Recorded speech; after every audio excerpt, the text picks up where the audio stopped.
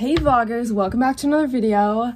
I'm Maddie if you're new here. You're probably like, why are you getting ready right now when your title clearly says you had COVID, right? That's what you're all wondering. I have to tell you the whole story. Monday, September 28th, I started getting a cough and just like kind of like cold symptoms.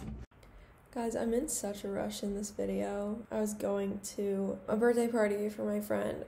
I'll explain that at the end. So I'll probably be coming on here a lot as I'm editing, but I wanted to say that we originally thought it was just a cold, which is why we didn't do anything about it earlier. The weather was changing and a lot of people around us were just getting cold symptoms. I had a sore throat, I had a runny nose, just stuff like that.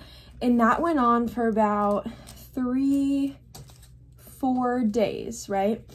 And we already assumed, well, we didn't know anything, but we assumed that we had it because we had been in contact with a few people that had it. Our friend was with a guy that tested positive, and then she tested positive.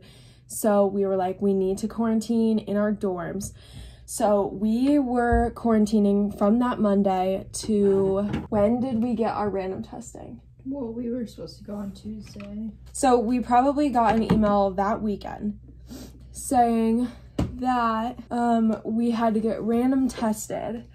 I don't think, it wasn't for contact tracing, that's just what Miami does, my school. We get randomly tested every 2 weeks.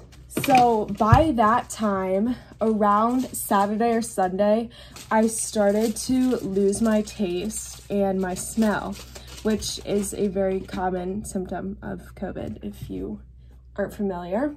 We really assumed that we had it by then, and we were like doing everything we could to stay in our dorm. We were using the gender neutral bathroom, which is one that like not a lot of people use. It's just like a single bathroom on its own, so that we could not like infect anyone else on our hall.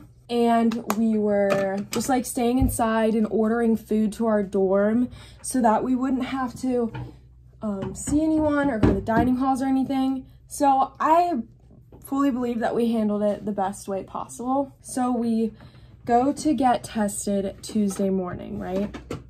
And we get to the random testing site, and the first thing that it says at the random testing site is if you are experiencing any symptoms, then you need to not get tested and not come in, because they didn't want anyone inside to be infected because it was random testing. So they gave us a number to call, and that number was the health center. So we scheduled an appointment to get our COVID test the next morning with the health center. Wake up to go get our tests. And this is a story in itself. This is already a little experience we had. So we get there, and I'm already feeling like a little anxious, kind of nauseous. And I wore a sweatshirt and didn't bring any water, which in hindsight wasn't the best way to go get tested for COVID. But Emma went first, and she like went back there. Do you want to tell your side of the story? I don't really have time, but I fainted. Like fainted. in the middle of the doctor's office. Right. So she fainted because of just the way that the testing was.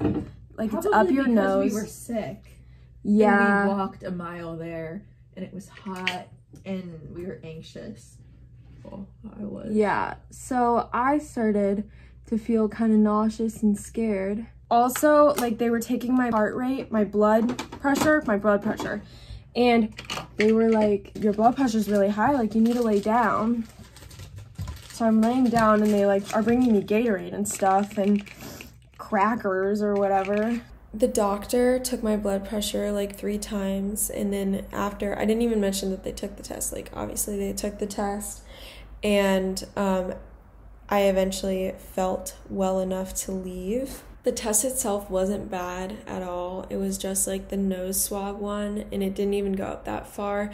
But we're thinking that part of the reason we were sick is that some of the side effects of getting that test, your like ears kind of start ringing and then like fainting sometimes.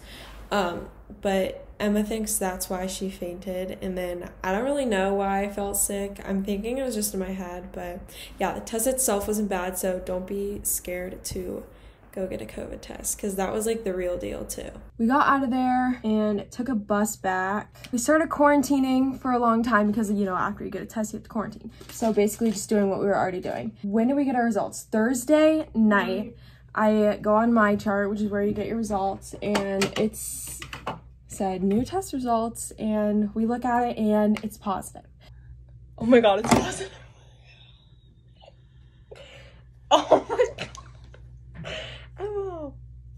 So we immediately expect some kind of call, because from what we've heard, our school will call you and then put you in isolation. But we didn't get any call immediately, and the next day I got a call from the county, my county at home, and they were like, we wanted to know if you were gonna quarantine at Miami, and I was like, yeah.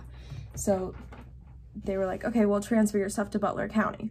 So then Butler County calls me and basically asked for an interview and interviewed me and said that I was clear, because it had been more than 10 days that I was gonna be in isolation. Essentially, I was clear, and then Emma got cleared too. A lot of our friends had to go to isolation.